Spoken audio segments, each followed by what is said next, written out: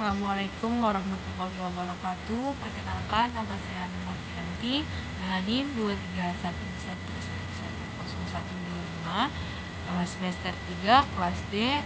Di sini saya akan menjawab pertanyaan UAS dari mata kuliah Poligami Islam. Jadi, poligami adalah praktik menikah dengan lebih dari satu pasangan.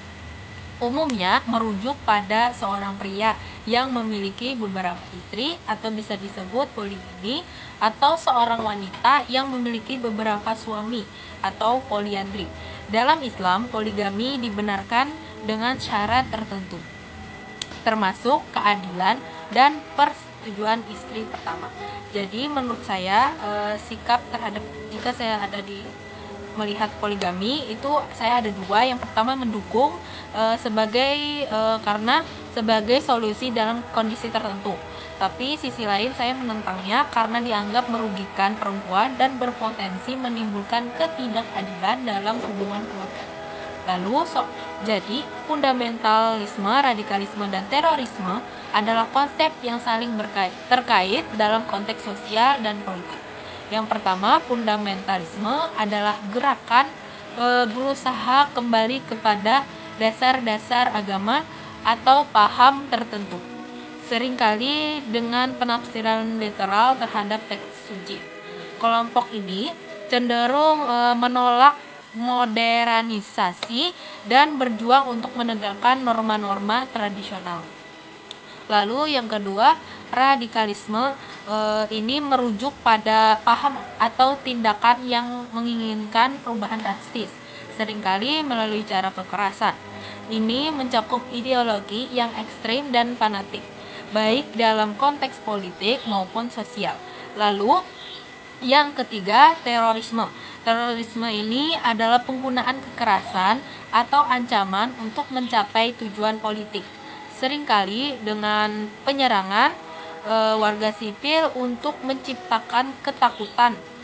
Terorisme ini dapat muncul dari ideologi fundamentalisme dan radikal yang menganggap kekerasan sebagai jalan untuk mencapai tujuan mereka. Jadi ketika bertemu dengan budaya masyarakat yang bertentangan dengan nilai Islam, sikap yang sebaiknya diambil adalah toleransi dan berdiskusi atau berdialog. Yang bisa kita lakukan, yang pertama, menghargai keberagaman. Jadi umat Islam itu diajarkan untuk menghormati keberagaman selama tidak mengganggu keharmonisan dan tidak mengajak kepada kemaksiatan. Lalu yang kedua, berbuat baik, berinteraksi dengan baik dan adil kepada semua orang, termasuk non-muslim. Itu penting karena ini mencakup sikap saling menghormati dan berbuat baik tanpa merusak akidah. Lalu yang ketiga, bisa berdialog atau berdiskusi secara konstruktif. Melakukan ini untuk memahami perbedaan dan mencari titik temu sambil tetap berpegang pada prinsip-prinsip Islam. Dengan cara kita dapat menjaga hubungan yang harmonis dalam masyarakat yang beragam.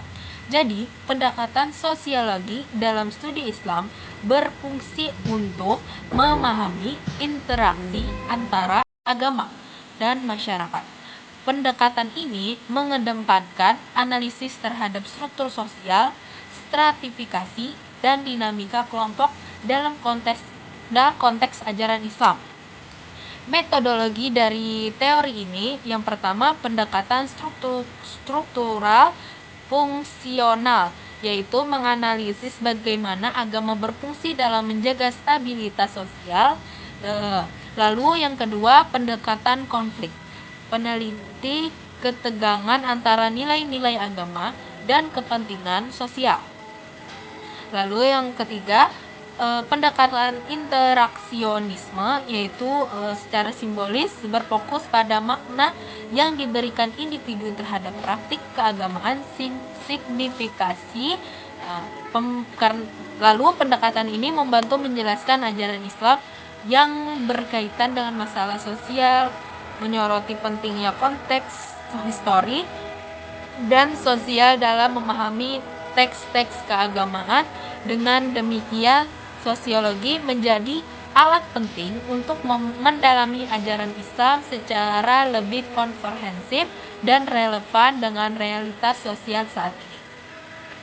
Jadi, pendekatan fenomenologi dalam studi Islam bertujuan untuk memahami pengalaman keagamaan individu secara mendalam dengan menekankan makna dan esensi dari praktik keagamaan dalam konteks sosial dan budaya. Pendekatan ini berupaya untuk melihat fenomena keagamaan sebagaimana adanya tanpa prasangka dan berfokus pada bagaimana individu merasakan dan menginterpretasikan pengalaman spiritual mereka. Jadi, karakteristik pendekatan fenomenologi ini yang pertama netralitas atau memahami agama dan sudut pandang penganutnya sendiri. Lalu yang kedua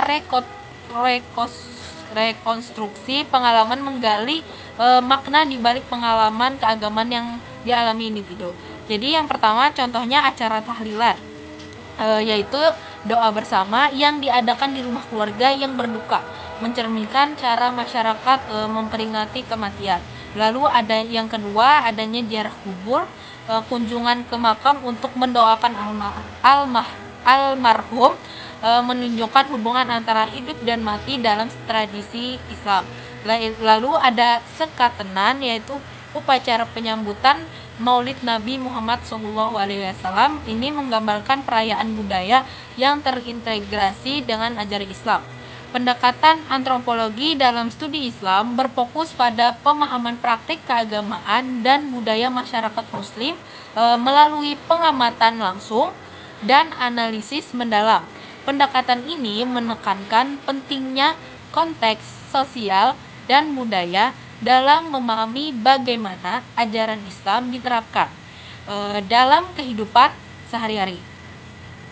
Lalu karakteristik pendekatan ini yang pertama holistik, yaitu melihat agama sebagai bagian dari keseluruhan kehidupan manusia, termasuk aspek sosial, budaya, dan ekonomi.